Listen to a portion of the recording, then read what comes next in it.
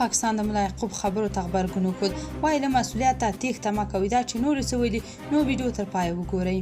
د پاکستان د بهرنیو چارو وزارت ویان شفقت علي د دفاع وزیر ملایعقوب وروستۍ څرګندونې چې دغه هیواد د ترهګرۍ د مهار په برخه کې ناکام یاد کړی ټوکې بللي دي. شفقت علي خان په یوه خبري غونډه کې ویلي چې د مقابل لوري هر ډول څرګندونې د موضوع پر جدیت پرده نشي اچولی او نه هم د یو موضوع اهمیت کمولی شي.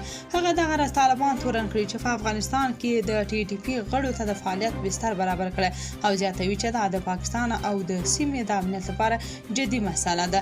نوموړی وایي په افغانستان کې د TTP د غړو پټنځي او دغه هیواد د پاکستان پر وړاندې جګړه ییز فعالیت جدي موضوع ده او له طالبانو د دې ډلې پر وړاندې د جدي ګامونو د پورته کولو غوښتنه کړې. ملایعقوب څه موده وړاندې له BBC سره په یوه مرکه کې د پاکستان امنیتي ادارې کمزوري یادې کړې وې او ادعا یې کړې وه چې پاکستاني پوځ د TTP او د بلوچستان د آزادۍ پوځ د فعالیتونو د مخنیوي پړه پر نورو اچوي.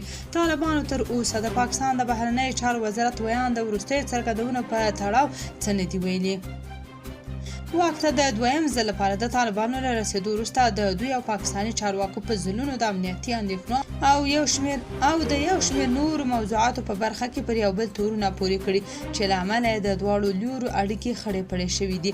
بل خوا دفاع وزارت د کونړ زلزله ځپلو سره 10 میلیونه افغانۍ نغدي مرسته وکړه. دفاع وزارت د شنبې په ورځ د یوې اعلامیې په خپرولو سره ویلي چې فصیح الدین فطرت د یوه پلاوي په مشرۍ خاص کونړ او نورګل ولسوالۍ ته سفر کړی او د زلزله ځپلو سیمو څخه د لیدنې پر مهال پر 110 اغېزمنو کورنیو څه باندې 10 میلیونه افغانۍ ویشلي دي.